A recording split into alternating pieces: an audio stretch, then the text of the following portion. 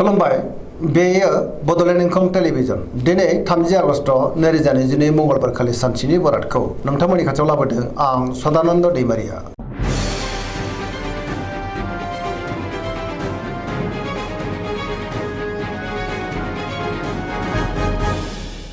सिगां फरायनो लादों मेष राशि गिबि हांखो अ ल।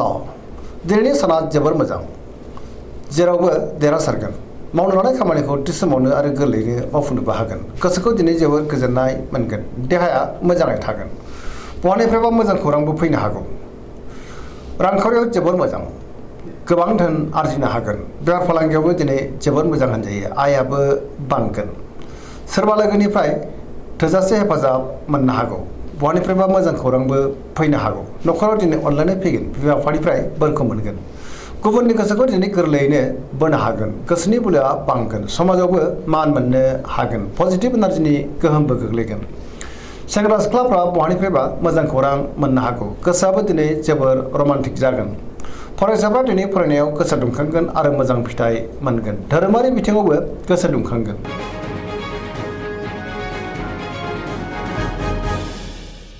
वृष राशि गिबि हांखो इ उ ब। दिनैनि साना जोबोर मोजां, मोनफ्रोमबो बिथिङावनो जाफुंसारगोन। गोबां मोजां खाबु फैनोबो हागौ। गोसोखौ दिनै जोबोर गोजोननाय मोनगोन। गोसोनि बोलोआ बांगोन। सोरजोंबा बाख्नाय जानो हागौ। मावनो लानाय खामानिखौ थि समावनो मावफुंनो हागोन। सिगांनि बबेबा आद्रा खामानिखौबो मावफुंनो हागोन। समाजाव मान मोनगोन। रांखावरियाव मोजां, गोबां धोन आरजिनो हागोन। बेफार फालांगियावबो जोबोर मोजां होनजायो। आयाबो बांगोन। सोरबा गोजाम लोगोजों बहाबा लोगो मोननानै गोसोखौ जोबोर गोजोननाय मोनगोन। न'खराव बिसि फिसायनि गेजेराव अनलायनाय फैगोन। बिदा फंबायजों मोजां सोमोन्दो थागोन। देहाया दिनै मोजाङैनो थागोन। अब्लाबो नाथाय जानाय लोंनायाव सांग्रां जानांगोन। गुबुननि थाखाय गोबां मोजां खामानि मावनानै होनोबो हागोन। जायखि खामानि मावा मानो मोनफ्रोमबो खामानियावनो दिनै जाफुंसारगोन। सोरबा लोगोनि अनसायनाय मोननो हागौ। गोसोनि साननायफ्रा दिनै मोगथाङाव जाफुंगोन। पजिटिभ एनार्जिनि गोहोमबो गोग्लैगोन।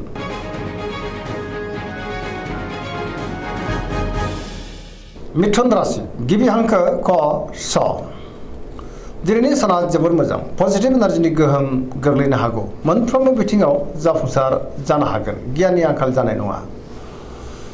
गोसोखौ जोबोर गोजोननाय मोनगोन। गोथों आरो गोग्गो साननो रोंगोन। गोसोआ दिनै जोबोर खुसिबो जागोन। देहाया दिनै मोजाङैनो थागोन। अब्लाबो जानाय लोंनायाव सांग्रां जानाया गाहाम। रांखावरियाव दिनै जोबोर मोजां। बेफार फालांगियावबो जोबोर मोजां होनजायो। न'खरावबो अनलायनाय फैगोन। गोबां खामानियाव दिनै मुखुबबो थागोन। समाजाव मान मोनगोन। सिगांनि बबेबा आद्रा खामानिखौ दिनै मावफुंनो हागोन। गोसोनि बोलोआ बांगोन। मावनो लानाय खामानिखौ मावफुंनो हानानै गोसोखौ बांसिन गोजोननाय मोनगोन। सोरबा लोगोनिफ्राय अनसायनाय मोननो हागौ। सोरजोंबा बाख्नाय जागोन। गुबुनजों मोजां सोमोन्दो लाखिनोबो रोंगोन। सेंग्रा सिख्लाफ्रा जोबोर खुसि जागोन आरो बहानिफ्रायबा मोजां खौरां मोननोबो हागौ।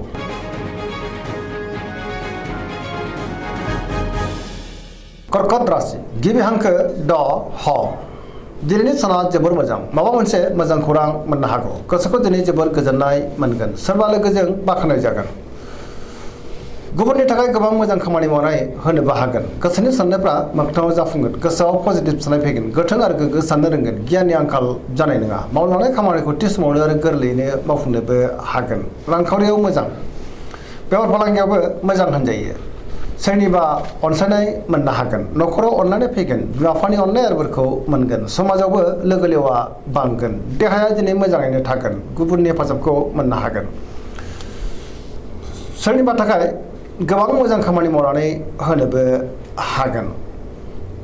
लाइमोनफ्रा जोबोर खुसि जागोन आरो बहानिफ्रायबा मोजां खौरांबो मोननो हागौ। धोरोमारि बिथिङावबो गोसो दुंखांगोन।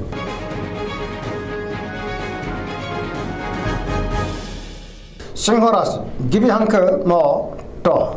दिनैनि साना जोबोर मोजां। गोसोआव पजिटिभ साननाय फैगोन। मावनो लानाय खामानिखौ थि समावनो आरो गोरलैयैनो मावफुंनोबो हागोन। सोरबा लोगोनिफ्राय मोजां खौरां मोननो हागौ। समाजाव लोगो लेवा बांगोन। बहाबा दावबायहैनो बा हान्थिनो खाबु मोननो हागौ आरो मोजाङैनो हान्थिनोबो हागोन। रांखावरियाव जोबोर मोजां, नाथाय अब्लाबो खरसायाबो बांगोन। मोननो गोनांखौबो दिनै मोननो हागोन। बेफार फालांगियाव जोबोर मोजां मुलाम्फा मोनगोन। गोसोनि साननायखौ दिनै गुबुननो फोरमायनो हागोन। न'खराव बिसि फिसायनि गेजेराव अनलायनाय फैगोन। बिदा फंबायजों मोजां सोमोन्दो थागोन। समाजाव मान मोनगोन गुबुननि गोसोखौ दिनै गोरलैयैनो बोनो हागोन देहाया मोजाङै थागोन बयजोंबो गोरोबनो रोंगोन गुबुननि थाखाय मोजां खामानि मावनानै होनो हागोन आरो गुबुनजों अनजासोगारगोन गोसोआ दिनै जोबोर खुसि जागोन आरो लाइमोनफ्रा गावबा गावनि गोसोनि साननायखौ फोरमायलायनोबो हागोन।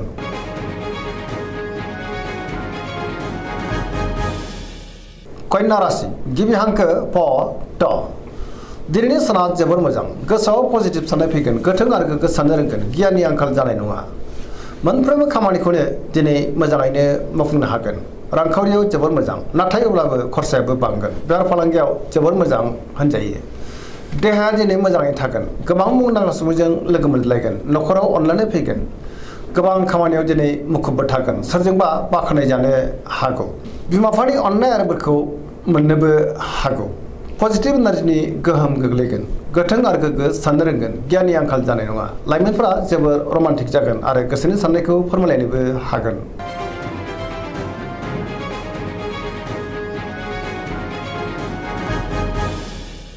तुला राशि गिबि हांखो र ट दिनैनि साना मोजां आरो गाज्रिनि गेजेरजों बाबेरलांगोन गोबां रोखोमनि देहायारि जेंनाजों खस्थ' मोननांनो हागौ गोग्गो गियाननि आंखाल फैनो हागौ गोसोनि साननाया जाफुङाबो जानो हागौ मावनो लानाय खामानिखौ मावफुंनो गोब्राब जागोन देहाया बारा मोजां थानाय नङा जानाय लोंनायाव सांग्रां जानांगोन रांखावरियाव मोजां मोननो गोनांखौ दिनै मोननो हागोन न'खराव बिसि फिसायनि गेजेराव अननानै फैगोन बिदा फंबायजों मोजां सोमोन्दो थागोन समाजावबो मान मोननो हागोन गुबुननि थाखाय गोबां मोजां खामानि मावनानै होनोबो हागोन सोरबा लोगोनिफ्राय हेफाजाबखौ मोननो हागौ गोदान थांखि लानो रोंगोन अब्लाबो नाथाय माबा नङा माबा मोनसे गोरोन्थिबो जालांनो हागौ सेंग्रा सिख्लाफ्रा गावबा गावनि गोसोनि साननायखौ फोरमायलायनो हागोन।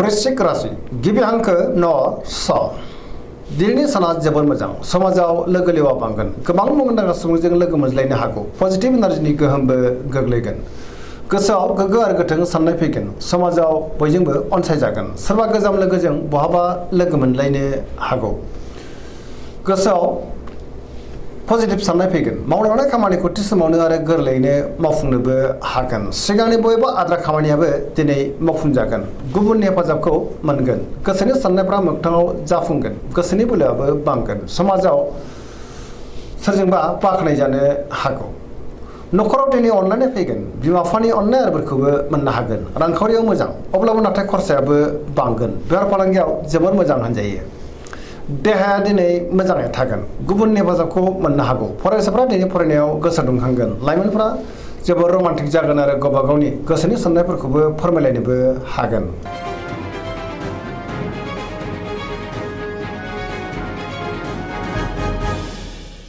धनु राशि गिबि हांखो ध फ भ दिनैनि साना मोजां आरो गाज्रिनि गेजेरजों बाबेरलांगोन गोसोआव बोलो बांगोन नाथाय अब्लाबो मावनो लानाय खामानिखौ थि समावनो मावफुंनो गोब्राब जागोन माबा नङा माबा मोनसे हेंथा फैनोबो हागौ गोसोनि साननायफ्रा देबोरलांनो हागौ रांखावरियाव मोजां मोननो गोनांखौ दिनै मोननो हागोन बेफार फालांगियाव मोजां अब्लाबो नाथाय सांग्रां जानांगोन माबा नङा माबा मोनसे गोरोन्थिबो जालांनो हागौ समाजाव मान मोनगोन बहाबा हान्थिब्ला दिनै जोबोर मोजां आरो मोजाङैनो हान्थिनोबो हागोन देहाया मोजाङैनो थागोन न'खरावबो अनलायनाय फैगोन बिदा फंबायनिफ्राय थोजासे हेफाजाबखौ मोननो हागोन लाइमोनफ्रा जोबोर रमान्टिक जागोन आरो गावबा गावनि गोसोनि साननायखौ फोरमायलायनोबो हागोन फरायसाफ्रा दिनै फरायनायाव गोसो दुंखांगोन आरो मोजां फिथाइ मोननोबो हागोन।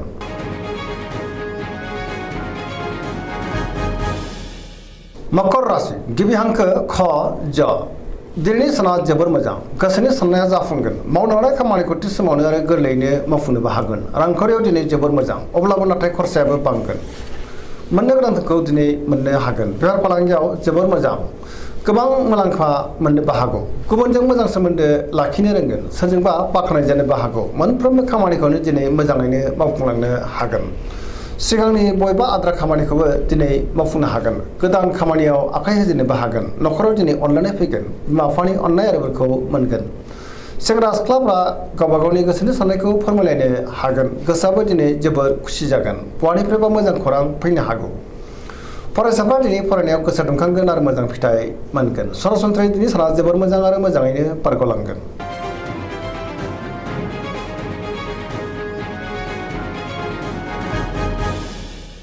कुम्भ राशि गिबि हांखो ग स दिनैनि साना मोजां आरो गाज्रि गेजेरजों बाबेरलांगोन गोसोखौ दिनै जोबोर गुलाय गुजाय मोनगोन मावनाय खामानिखौ थि समावनो मावफुंनो हागोन अब्लाबो नाथाय बहानिफ्रायबा गाज्रि खौरां मोननोबो हागौ सांग्रां जानाया गाहाम नेगेटिभ एनार्जिनि गोहोमबो गोग्लैनो हागौ समाजाव मान मोनगोन गोबां मुंदांखा सुबुंजों लोगो मोनज्लायनो हागौ रांखावरियाव मोजां बेफार फालांगियावबो मोजां होनजायो देहाया दिनै बारा मोजां थानाय नङा गोबां रोखोमनि देहायारि जेंनाजों मोगा मोगि जानांनो हागौ जानाय लोंनायाव सांग्रां जानांगोन न'खराव दिनै अनलायनाय फैगोन गुबुननि हेफाजाबखौबो मोननो हागोन बिमा बिफानि अननाय आरो बोरखौ मोनगोन बहाबा थांनांगौब्ला दिनै जोबोर मोजां आरो मोजाङैनो हान्थिनोबो हागोन